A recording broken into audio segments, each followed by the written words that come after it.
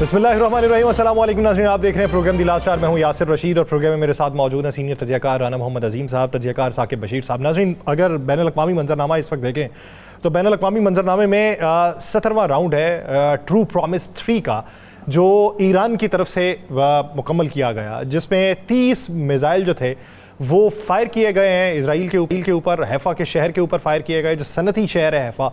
और हैफा में जिस बुलंदोबाला इमारत को टारगेट किया गया उसके कुर्बो जवार में धुआं फैला और फिर 7-8 मकामात के ऊपर यके बाद दीगरे धमाकों की आवाज़ें सुनाई दी।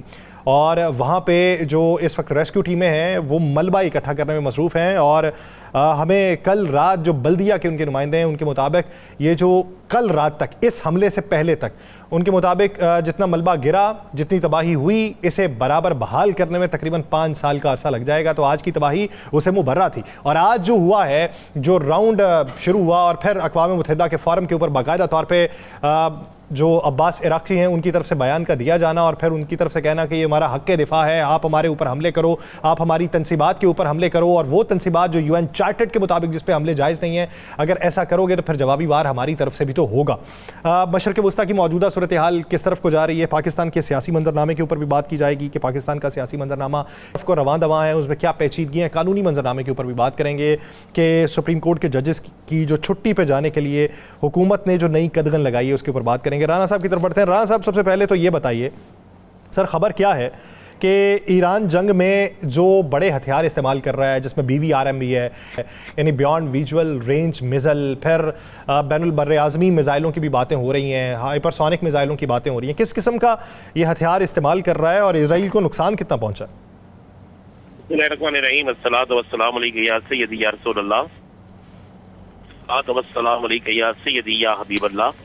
ताजदार खत्मे नबूवत जिंदाबाद जिंदाबाद।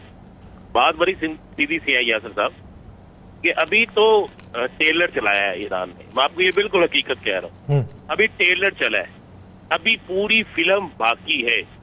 आप गौर करें कि ईरान जैसे मुल्क जिसके मतलब ये ख्याल किया जा रहा था, और बड़े बड़े तजियाकार, बड़े बड़े जो है हमारे तजियाकार भी और सहाफ़ी तजियाकार भी कह रहे थे ये 1-2 दिन में खत्म हो जाएगा काम, ईरान नहीं लड़ सकता।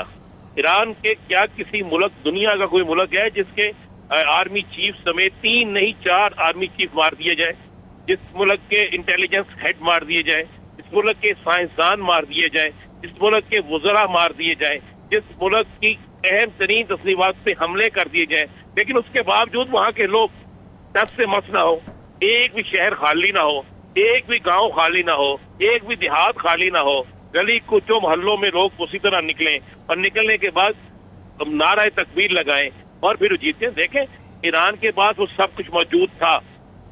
ईरान वहां पर इतने अरसे से गोलियां टॉफियां तो नहीं बना रहा था, ईरान को पता था, ईरान लड़ रहा था, ईरान को पता था कि मैंने लड़ना किससे है, ईरान को पता था कि ईरान के खिलाफ कौन जाएगा, ईरान को पता था कि ईरान के खिलाफ कहाँ पे क्या जद्दोजहद हो रही है। क्या ईरान को पहले दिन से नहीं पता था कि ईरान के अंदर रजीम चेंज करने वाले अमेरिका में बैठे हुए हैं? क्या ईरान को नहीं पता था कि ईरान के खिलाफ बाकायदा एक प्री प्लान जो है वो इसराइल कोशिश कर रहा है? क्या ईरान ने इराक का जो हाल हुआ वो नहीं देखा? तो ईरान के पास सब कुछ था और बहुत कुछ ईरान को ईरान के दोस्तों ने भी दिया। देखिए, अभी टेलर चला है, आपने कहा कि वो 5 साल तक, मैं कह रहा हूँ 20 साल तक। आपको मैं एक खबर दे दूं, ये कल तो हमारा प्रोग्राम नहीं, पीर के रोज जब हम प्रोग्राम करने आएंगे, अगर जिंदगी रही तो इंशाल्लाह आप देखेंगे कि आप कहेंगे कि इसराइल जो है वो तो खत्म हो गया। इसराइल के बहुत से इलाके इतनी बुरी तबाही में होंगे कि आप सोच नहीं सकते, आप तसव्वुर नहीं कर सकते।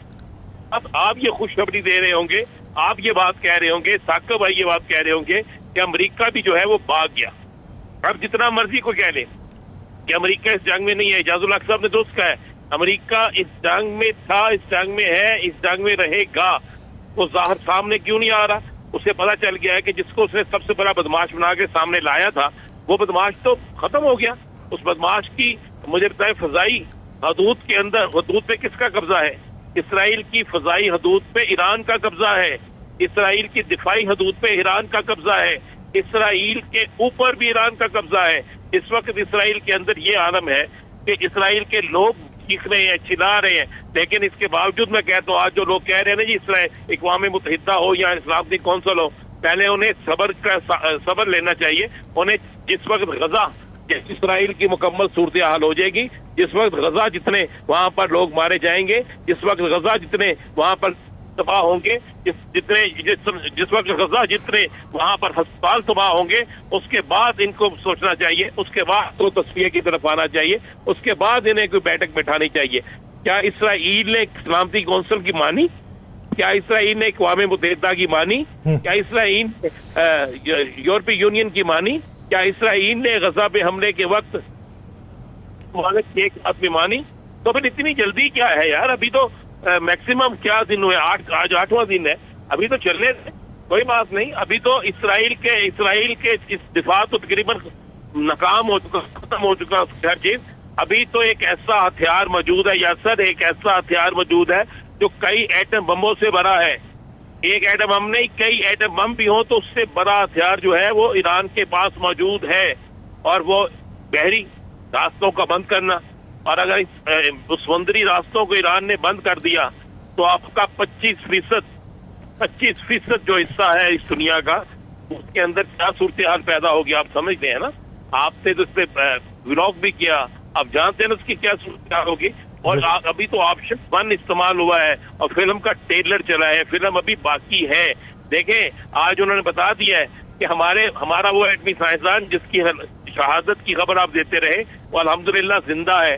वो शख्स जो सुप्रीम कमांडर का चीफ सिक्योरिटी ऑफिसर था, उनका मशीर था, अल्हम्दुलिल्लाह वो भी जिंदा है।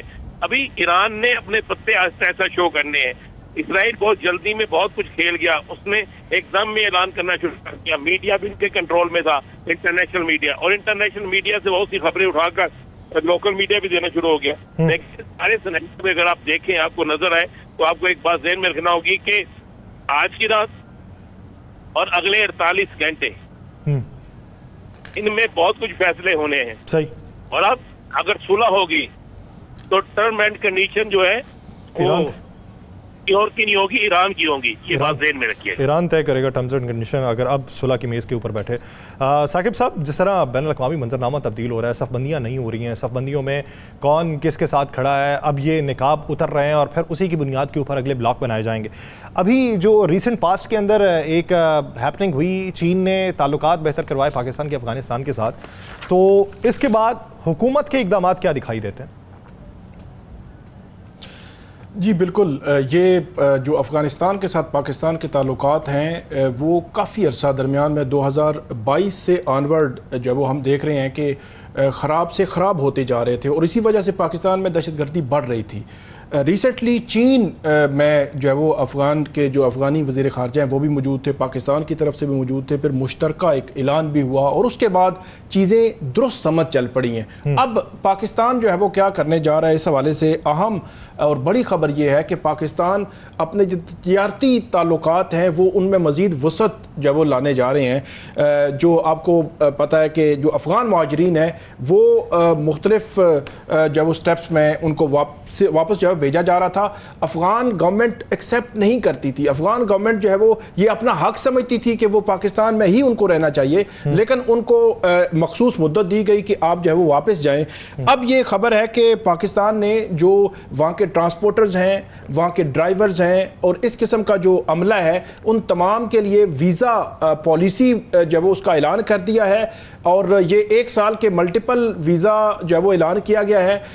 अब बाकायदा तौर पर वो वीज़ा ले सकेंगे, और उसमें पहले ये होता था कि प्रोसेस में बहुत टाइम लग जाता था, तो ये भी बताया गया है कि अब ये वीज़े जो है वो आसानी से इनको मिल सकेंगे। और इसका मकसद इसके पीछे ये है कि पाक अफ़गान जो तोरखम बॉर्डर है वहाँ बहुत बड़े पैमाने पर तजारत होती है। जो एक्सपोर्ट्स हैं पाकिस्तान की तरफ से, जो वहाँ पे जो मुख्तलिफ किस्म का माल गया है पिछले 8 माह में, उसमें तकरीबन 33% जो है वो इजाफा हुआ है, और 16% जो अफगान साइड से पाकिस्तान में आया है वो पाक अफगान बॉर्डर जो तोरखम है वहाँ से यहाँ से जो है वो ट्रक्स या इस किस्म की जो अशिया मुख्तलिफ मुख्तलिफ अशिया जो है वो फ्रूट्स हैं, सब्जी के रिलेटेड जो चीज़ें जो है वो उस तरफ भेजी जाती हैं। तो उसको स्मूथ बनाने के लिए एक तो ये वीज़ा पॉलिसी का ऐलान किया गया है और दूसरा पाकिस्तान की जानिब से जो तजारती मुआहदे हैं उनका मुसवदा जो है वो ये हमारे ज़राए बता रहे हैं कि अफगान हुकूमत के हवाले किया गया है। अब वो उस पर इनपुट देंगे और उसके बाद ये ताल्लुकात आगे बढ़ेंगे। इसमें जो मरकजी पॉइंट है वो ये है कि पाकिस्तान दहशतगर्दी पर काबू पाने के लिए काफ़ी अरसे से अफगानिस्तान को ये कह रहा था कि वो इस पर पाकिस्तान के साथ ताउन करे। जब जो अफगान गवर्नमेंट है वो इस पर एग्री हुई तो अब ये चीज़ें स्मूथ वन बाय वन जो है वो आगे बढ़ती जा रही हैं। पाकिस्तान ने अपने नाज़िमुल उमूर जो है उनको भी वहाँ पे भेजा है, वो भी एक्टिव हैं अब, और अब जो है वो एक मुस्बत समत की तरफ पाक अफगान ताल्लुकात जो है वो जा रहे हैं।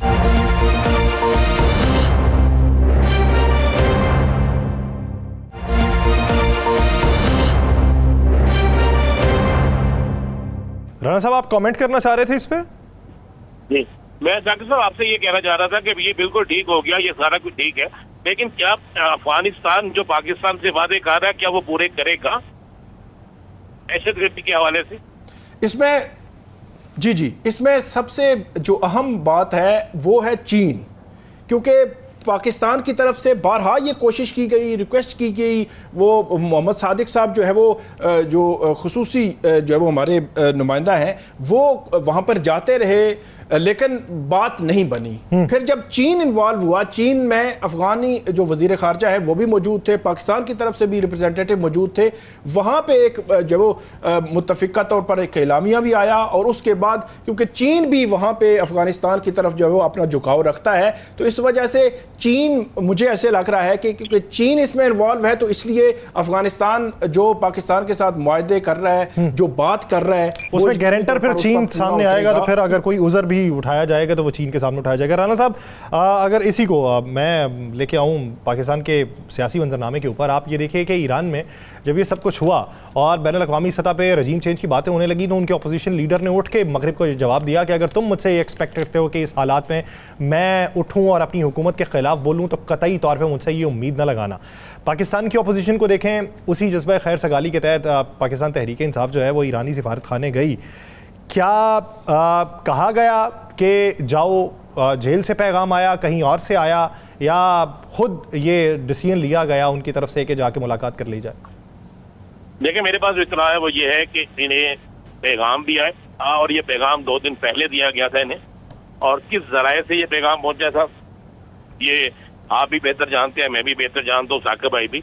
और मेरी आज, चूंकि मैं इस्लामाबाद में हूँ, मेरी आज बड़े इनके जाने वालों जो सफारत खाने में गए उनमें से 3 अफराद से बात हुई, तो मैंने उनसे पूछा, उन्होंने कहा जी बिल्कुल हमें खान साहब ने ये हुक्म दिया था और हम उनके हुक्म पर गए हैं। हमें पहले भी जब हमने प्रेस रिलीज जारी की थी वो खान साहब के हुक्म से जारी की थी, और हम ये यकीन दहानी कराने गए थे कि पूरी पाकिस्तानी कौम जो है वो आपके साथ खड़ी है। हम एक सियासी इख्तलाफ अपनी जगह कर सकते हैं, हम सियासी इख्तलाफ रख सकते हैं, लेकिन जिस तरह भारत के मामले में पूरी कौम खड़ी थी, इसी तरह इसराइल के मामले में भी पूरी कौम आपके साथ खड़ी है। और उन्होंने यहाँ तक कहा कि हमने ये अपने एहतजाज जो मुलतवी किए हैं, हमने जो अपने प्रोटेस्ट मुलतवी किए हैं, वो इसलिए किए हैं कि हम चाहते हैं कि इस खित्ते के अंदर कोई और ऐसी बदनज़मी ना फैले ताकि आपको नुकसान ना पहुंच सके, और दुश्मन जो है वो जानबूझकर पाकिस्तान के अंदर कोई ऐसी फजा कायम करने की कोशिश ना करे। और ये उन्होंने ये भी बिल्कुल वाज़ेह कहा कि हमारी ये पॉलिसी है कि जब तक ये खित्ते में अमन नहीं आएगा, हम सियासी तौर पर जहां पर जो मर्जी करते रहे, लेकिन जो पाकिस्तान का डिसीजन होगा, ये मैं लफ्ज़ आपको कह रहा हूँ, जो पाकिस्तान का ईरान के हक में डिसीजन होगा, हक में, हम उसके साथ खड़े हैं। उनका हम बिल्कुल वाज़ेह है कि इसराइल के साथ हम बिल्कुल मुखालफत इसराइल की करेंगे, और जो इसराइल के साथ खड़ा होगा हम उसकी भी मुखालफत करेंगे, और जो ईरान के साथ खड़ा होगा, चाहे वो हुकूमत में हो, चाहे अपोजिशन में हो, किसी जगह भी हो, हम उसका साथ देंगे और सबसे आगे होंगे। अभी आपने इसी में एक बात की, रजीम चेंज की, देखें वो ईरान था, ईरान के लोग खड़े हैं, काश यही बात पाकिस्तान में भी होती, काश यही बात पाकिस्तान के अंदर भी की जाती, काश यही चीज पाकिस्तान के अंदर जो आज हो रही है, जिसमें से अपोजिशन और हुकूमत किसी 2 मामलात में एक पेज पे आगे हैं, काश ये बात बहुत पहले भी हुई होती, और काश इस पाकिस्तान के अंदर भी रजीम चेंज का जो एक शोर है, इस पर अपोजिशन की तरफ से एक जवाब आता कि ये नहीं है, या ये गलत है, या अगर कोई करने की कोशिश कर रहा है तो उसको एक शट अप कॉल दी जाती। तो आज हम भी अल्हम्दुलिल्लाह रब्बिल आलमीन आज वाकई हम एक बहुत बड़ी कौम है और फिर इससे भी बड़ी कौम बन जाते। यहाँ में बहुत सी मुख्ताजियों से बच भी जाती है। बहुत से लोग जो हम पे ये कह रहे हैं कि आप फला आपसे ज्यादा ताकतवर है, आपको फला के दर पे जाना चाहिए, आपको फला के पास जाना चाहिए, हमें इन चीजों से भी छुटकारा मिल जाना था। देखिए पाकिस्तान के अंदर सियासी बड़ी तब्दीली तो ये शुरू हो गई है कि ईरान के मामले पर हुकूमत और अपोजिशन एक पेज पे आ गई और ऑलरेडी हुकूमत और अपोजिशन जब एक पेज पे है, कल स्पीकर साहब ने बड़ा खुल के बयान दिया, तो इसका मतलब है कि पाकिस्तान के अंदर से कोई होने वाली जो शरारत का जिसका खदशा था वो तो हो गया खत्म। अब बिल्कुल क्लियर एक बात तो स्मूथ हो गई। अब दूसरी बात जो है सियासी इख्तलाफात की, सियासी मामलात की, अदालती मामलात की, कि सीटें किसको मिलती हैं किसको नहीं मिलती, किसके पास है किसके पास नहीं। देखिए बात यह है कि सीटें किसको मिलनी है किसको नहीं मिलनी, अब ये सारी चीजें बिल्कुल माजरत से बेमानी हो गई हैं। इसलिए बेमानी हो गई है कि 27वीं तरमीम आनी है आपकी बजट के फौरी बाद 101% आनी है, तो उसके लिए सारी सब पता है। आजकल तो यहाँ तक हो रहा है, मैं माजरत से ये कह रहा हूँ, माजरत से ये कह रहा हूँ, फिर मैं माजरत से कह रहा हूँ, मेरे पास ये कन्फर्म खबर है, आप कहेंगे तो मैं प्रोग्राम में नाम भी ले दूंगा। अब तो ये तय हो रहा है कि भाई महसूस जिससे फलां कह रहा है, फलां एक बड़ी बात कह रही है कि हमें मिल रही है और वहाँ पर मुख्तलिफ लोगों के इंटरव्यू हो रहे हैं कि आप जो है 7वें नंबर पे थी, आपको रख लिया जाएगा, आप 5वें नंबर पे हैं, आपको रख लिया जाएगा, आप पार्टी के लिए इतना फंड दें, आपको रख लिया जाएगा। जब अदालती फैसलों से पहले ही कुछ और फैसले सामने आने शुरू हो जाए तो फिर आप जहन में रखिएगा वो इत्तेहाद जो एक हम बनाना चाह रहे हैं, पूरी कौम चाहती है कि यहाँ पर एक इत्तेहाद बने, अपोजिशन और हुकूमत बिल्कुल आपस में सियासी इख्तलाफ रखे लेकिन कौमी मामला पर एक इत्तेहाद बने। तो मुझे ऐसी खबरें सुनकर, ऐसे मामला देखकर ना वो इत्तेहाद भी खत्म होता नजर आता है और पाकिस्तान के अंदर सियासी हालात भी जो है। अच्छा राणा साहब, आप सियासी हालात की, आपने नशिस्तों की भी बात कर ली, फिर इसी लगी बातों में चीफ इलेक्शन कमिश्नर के हवाले से भी जो खबरें गर्दिश कर रही हैं उसमें क्या कोई नाम फाइनल है, क्या डेडलॉक के खात्मे की उम्मीद है? एक नाम, एक चीज मैं आपको बता दूं जी, ये साकिब बशीर साहब मुझसे ज्यादा बेहतर जानते होंगे। ये एक सहाफियों को दावत दी गई थी हमारे साबिक चीफ जस्टिस साहब की तरफ से और उसके बाद कुछ उनकी मुलाकातें भी हुई थी और कुछ हल्कों में ये कहा जा रहा था कि उन्हें 2 जगहों पे लाया जा सकता है, एक इलेक्शन कमीशन में और एक कहा जा रहा था कि नैब में तब्दीली की जा सकती है और उन्हें नैब में बनाया जा सकता है।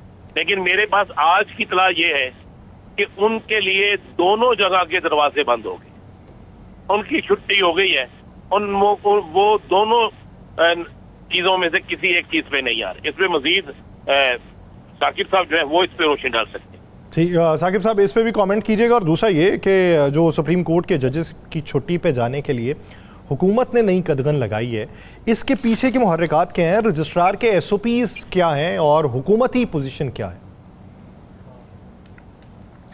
एक तो जस्टिस काजी फाइज ईसा जो है वो अगर आप देखें 26वीं तरमीम हो या उसके बाद जितने भी मामलात जुडिशरी में हों या हुकूमत की जानिब से जो कंट्रोल अपना जुडिशरी के हवाले से बढ़ाने का जो मामला हो, तो इसके पीछे अगर कोई एक शख्सियत का अगर नाम ले तो वो जस्टिस काजी फाइज ईसा हैं। उन्होंने हुकूमत को बहुत सपोर्ट तो किया।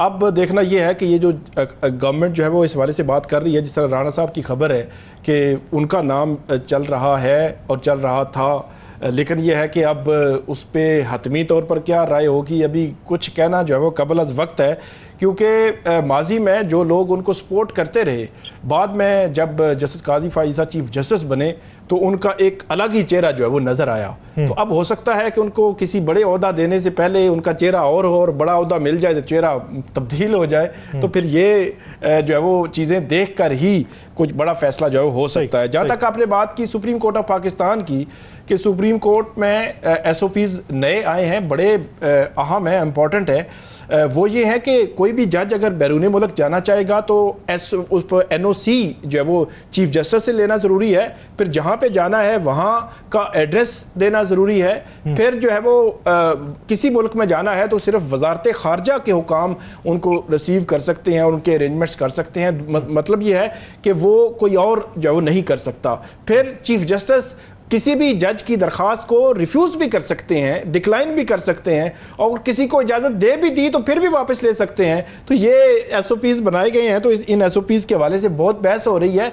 एक चीज़ बात बताना ज़रूरी है कि जो एक जज होता है किसी भी हाई कोर्ट का या सुप्रीम कोर्ट का, जज और चीफ जस्टिस ये इक्वल होते हैं। चीफ जस्टिस जो है वो इंतज़ामी साइड पे उनके पास कुछ जो है वो एक्स्ट्रा चीज़ें होती हैं, वगरना बतौर जज जब वो बैठते हैं एक सीक्वेंस के साथ, तो जज और चीफ जस्टिस जुडिशियल साइड पे उनका एक जैसा इख्तियार होता है। फिर जो जज होता है वो कोई आम मुलाजिम नहीं होता, कोई टीचर नहीं है, कोई सिविल सर्विस में नहीं है, वो एक आईनी ओहदा है, मतलब वो हलफ लेता है, हलफ लेकर जो है वो बतौर जज बनता है। तो इस हवाले से इसका जो एक मनफी पहलू है वो ये है कि इस तरह के कदगने लगाना या इस तरह की जो सख्तियां हैं, मेरा ख्याल में जजेस के हवाले से कम मुनासिब नहीं लग रही कि इस किस्म की सख्तियां जो लगाई जाए। साकिब भाई, मैं इसी पर पूछना चाहूंगा कि ये तो मुझे किसी स्कूल की छुट्टियों का हिसाब लग रहा है या किसी ऐसे इदारे की छुट्टियों का हिसाब लग रहा है कि जहाँ पे शक हो कि हमारा बंदा बाहर जाकर किसी और मुल्क में जॉब ना कर ले या बाहर जाकर कोई राज अफशरा कर दे। ऐसा तो माजी में कभी नहीं हुआ, और अगर अदलिया के ऊपर भी छुट्टियों के हवाले से ये कदगन है तो फिर बाकी मामला कहाँ चला जाएगा? जी बिल्कुल, आपने बिल्कुल दुरुस्त निशानदेही की है कि ये जो चीज़ है ये तो एक स्कूल की तरह लग रही है, और ये जजेस के हवाले से कम ऐसा नहीं होना चाहिए। जजेस के हवाले से ऐसा नहीं होना चाहिए, और SOPs में जो सख्ती है, इस सख्ती के ऊपर जो उठने वाली आवाज़ें हैं, उन आवाज़ों के तनाजुर में क्या फ़ैसला तब्दील हो सकता है, ये एक सवाल है। एक ब्रेक लेते हैं, सियासी और बैनुल-अक़वामी मंजरनामे में बात करेंगे मज़ीद, कहीं नहीं जाएगा, स्टे विद अस।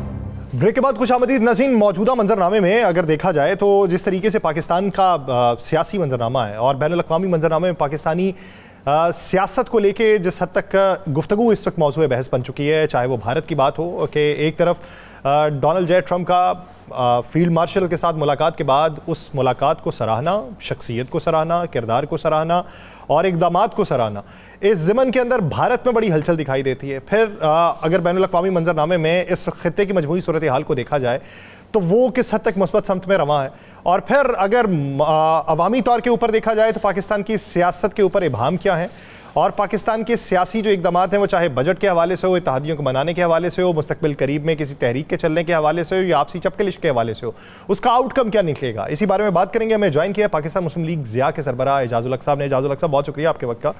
एजाज़ुल हक़ साहब, सबसे पहले तो अगर रोशनी डाली जाए बैनुल-अक़वामी मंजरनामे पे डोनाल्ड ट्रंप से होने वाली मुलाकात, आप क्या समझते हैं कि किस समत को है, जिसके ऊपर चहमगोइयाँ बहुत सारी हैं कि देखिए जी ये मुलाकात जो है वो फ्री में तो होती नहीं, कुछ ना कुछ तो पे करना पड़ता है। अब ये मुखालिफ समत में उठने वाली आवाज़ें, उनको एक समत जो दिलाने की ज़रूरत है वो समत क्या है? देखिए, पाकिस्तान के और अमेरिका के जो ताल्लुकात हैं ना, ये कोई नए नहीं है, इनमें ऊपर नीचे जाते रहे ये काफ़ी अरसे से, और हमेशा से पाकिस्तान अमेरिका के साथ चलता रहा है। लेकिन लेटली ये था कि पाकिस्तान थोड़ा कमज़ोर हो गया था, इकनॉमिकली कमज़ोर हो गया था या उसे कर दिया गया था। फिर ये दहशतगर्दी का हम शिकार हो गए। 2 दफ़ा हमने अमेरिका के साथ यानी कि 9/11 के बाद उनके साथ मिलकर हमने बहुत यानी कि टेररिज्म का सामना किया और 80,000 जानें कुर्बान की, 100 अरब डॉलर का जो है हमने नुकसान किया। उसके बावजूद देखें, पाकिस्तान की जो जियोपॉलिटिकल स्ट्रेटेजिक पोजीशन है ना, इसको इग्नोर नहीं किया जा सकता इस खित्ते में, जहाँ पे चीन, रशिया, सेंट्रल एशिया, एक तरफ इंडिया और ईरान, यानी इसके बीच में पाकिस्तान बैठा हुआ है। और पाकिस्तान को आप जितना भी इग्नोर करेंगे, ये कुदरती तौर पे अल्लाह ताला ने इसको बनाया ही ऐसा है। इसके बावजूद के 2 हिस्सों में तकसीम हो गया, लेकिन इसकी जो है ना हैसियत ये है कि ये दफाई अंदाज में भी और वैसे भी जियोपॉलिटिकल स्ट्रेटेजिक जिसकी जो प्लेसिंग है उसकी वजह से हमेशा सामने आता है। यहाँ पे ये हुआ है इस दफ़ा, जो 1-2 चीज़ें मैं उसका जिक्र कर दूँ। पहली बात तो ये कि इस दफ़ा जो पाकिस्तान के ऊपर अटैक हुआ था वो ईरान के अटैक को प्रीएम्प्ट करके तो पहले पाकिस्तान की तरफ उन्होंने झुकाव किया। ये उनके एडवाइज़र जो है इजराइल वाले, उनके कहने पे इंडिया ने पाकिस्तान पे चढ़ाई की जो पुलवामा का जो ये इंसिडेंट हुआ था पहलगाम का, वो मेरे ख्याल में जॉइंट एक्सरसाइज थी मोसाद की और रॉ की, क्योंकि इनको बहाना चाहिए था पाकिस्तान पे अटैक करने का। इन्होंने पहले पाकिस्तान को कमजोर करना था, उसके बाद इन्होंने ईरान पे चढ़ाई करनी थी, लेकिन वो अल्लाह ताला ने उसको होल्ड कर दिया। अब जब हिंदुस्तान की पिटाई शुरू हुई और उसने अमेरिका से रिक्वेस्ट की कि जी खुदा के लिए हमारी जान बचाएं, तो फिर जो ओबामा ने कहा ना कि it is an honour for me to meet him and Pakistanis are very intelligent people. Sir कथा कलामी के लिए माजरत सर, ओबामा नहीं, ट्रम्प सॉरी मैं कहने लगा था।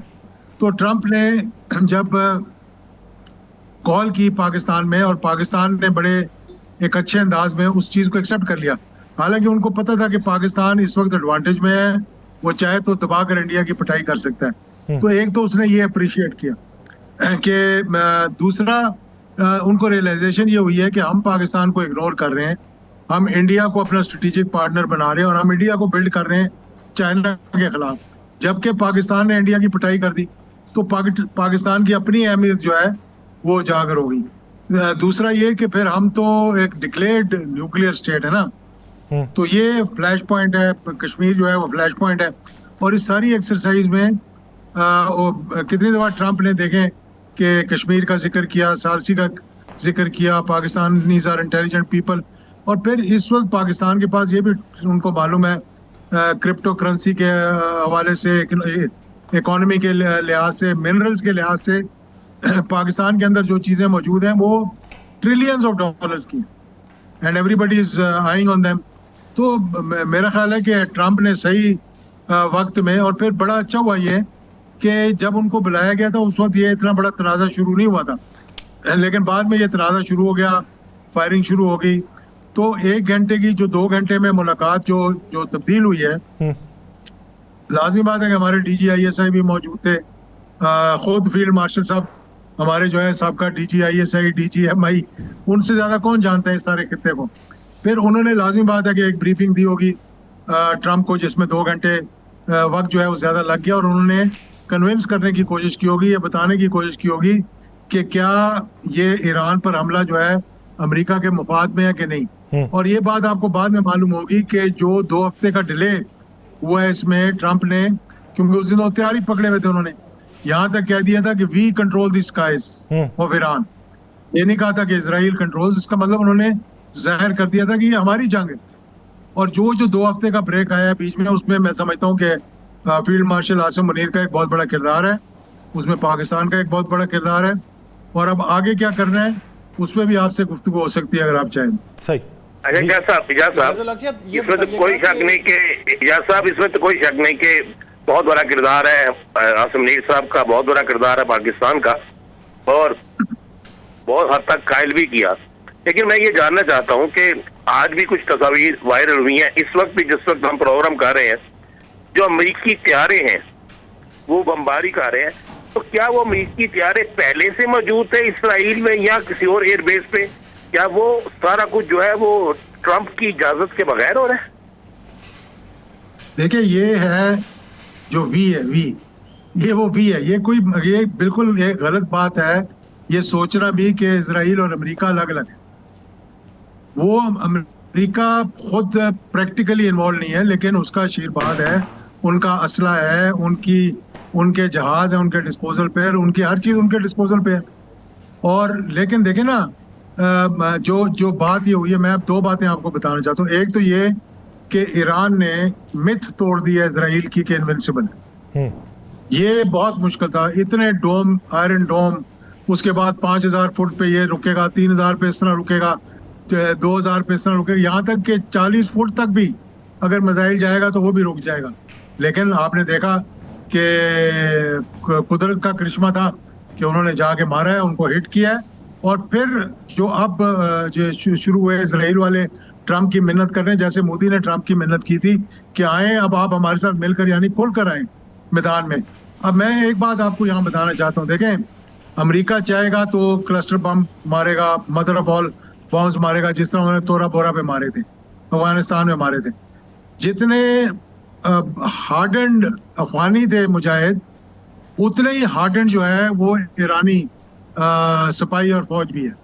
क्योंकि उन्होंने ये साबित कर दिया था ईरान इराक वॉर के दौरान के जब सारी दुनिया इराक के साथ थी और ये अकेले खड़े हुए थे, तो वो जन्नत की कुंजी गले में पहन कर जाते थे और ये कह कर जाते थे कि हम शहीद होने के लिए जा रहे हैं। तो इसलिए मैं अब ये कहना चाहता हूँ कि एक तो अमेरिका और इजराइल फजा से जितना मर्जी मारे, वो हर किसी को मार सकते हैं फजा से।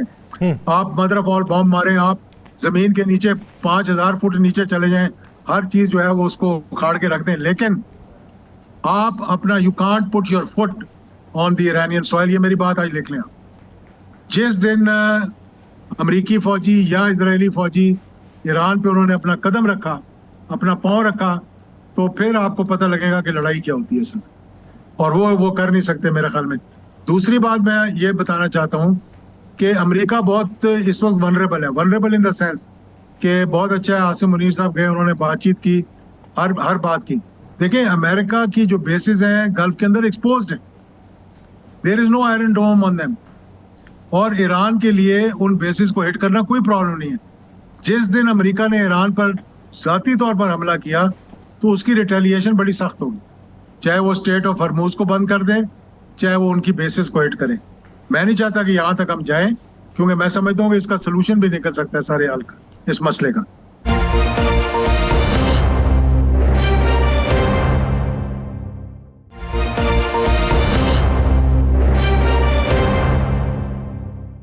इजाज़त अलग साहब, ये बताइएगा कि जो 9/11 के बाद हमने देखा कि पाकिस्तान जो दहशतगर्दी के ख़िलाफ़ जो कार्रवाई थी, पाकिस्तान जो है वो अमेरिका के साथ था। अमेरिकी जब सदर ट्रंप जो है वो पिछले दौर में आए तो उन्होंने पाकिस्तान को वो डॉलर भी गिनवाए कि हमने इतने डॉलर दिए और हमारे साथ जो है वो डबल गेम की गई, या इस तरह की बातें भी उनकी जानिब से की गई।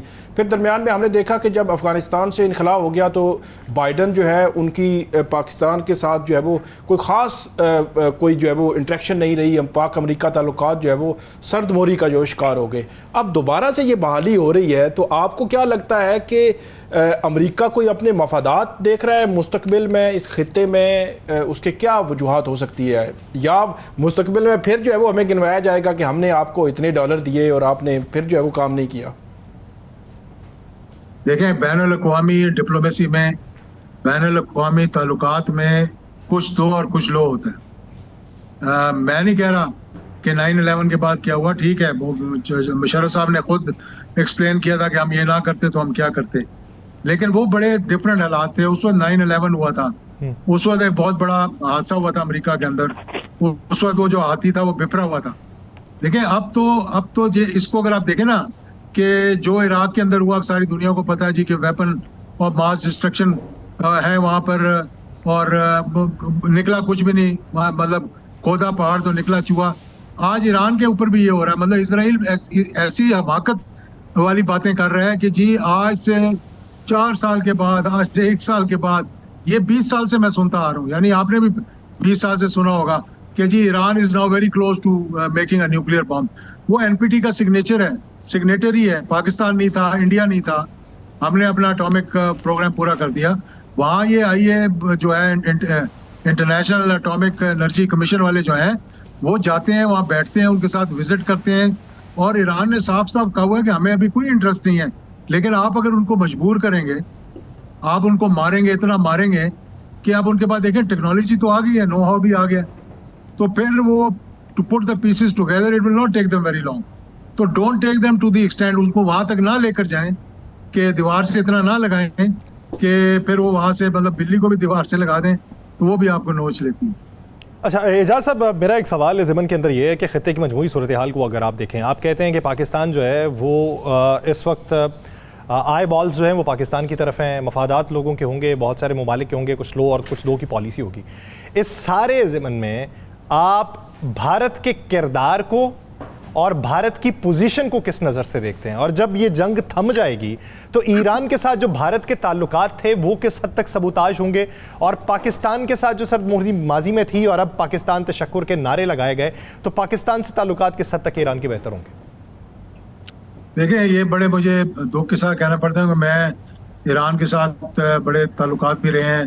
ईरान इराक वॉर के दौरान मैं अपने वालिद के साथ वहाँ इराक और ईरान मतलब दौरे भी किए हैं, और वहाँ बैठ कर उनसे मिला हूँ। आयतुल्लाह खुमैनी के साथ, आयतुल्लाह खमनाई के साथ मेरी ज़ाती तौर पे 2 दफ़ा मुलाकातें हुई हैं और एक बड़ा एहतराम का रिश्ता है उनके साथ। लेकिन देखें, इस हिंदुस्तान और पाकिस्तान के तनाज़े में ईरान ने उस तरह से हमारा साथ नहीं दिया जिस तरह से उनको देना चाहिए था। जैसे उन्होंने हमारा 65 में साथ दिया था या बाकी जंगों में दिया था, जिस तरह टर्की ने, अजरबैजान ने हमारा साथ दिया, मुझे लगता था कि ईरान भी उसी तरह बढ़कर हमारे सामने आएगा। लेकिन देखें, ईरान ने जो तशक्कुर पाकिस्तान के नारे लगाए ना, उनको एहसास हुआ इस बात का कि नहीं यार, हमने ये गलती की। और फिर ईरान को ये भी पता था कि हमें भी ये मालूम था कि देखें, पाकिस्तान को you can not take it for granted. जब ईरान ने एक मिसाइल मारा था जनवरी 2024 में, तो उसका जवाब भी 9 मिसाइलों से दिया गया था, जिस तरह हिंदुस्तान का जवाब दिया गया।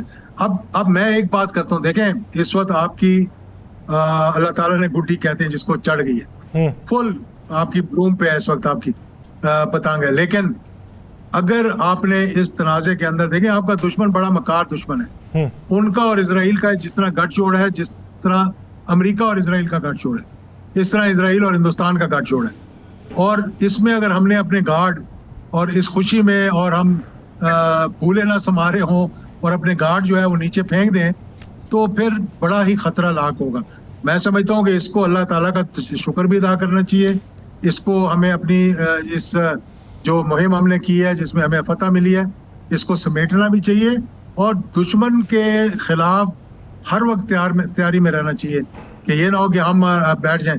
और दूसरी बात जो है, मुझे उम्मीद है कि आसिम मुनीर साहब ने की होगी कि जिस तरह ये कश्मीर है फ्लैश पॉइंट न्यूक्लियर का, इसी तरह पानी जो है जो हिंदुस्तान ने बंद किया, ये भी फ्लैश पॉइंट है न्यूक्लियर। तो आगे चलकर अगर ये मसले रिजॉल्व ना हुए तो मेरा ख्याल है कि बहुत से मसाइल पैदा हो जाएंगे दोनों ममालिक के लिए। सही यार साहब, ये तो बताइएगा कि एक मौजूदा सूरत हाल में आप क्या देख रहे हैं? ईरान और ये इसराइल की जो लड़ाई है, इसराइल की तो रही नहीं, ईरान और अमेरिका की जो लड़ाई है, इसमें आप कब तक इसका दी एंड देख रहे हैं और इस लड़ाई का रिजल्ट क्या देख रहे हैं?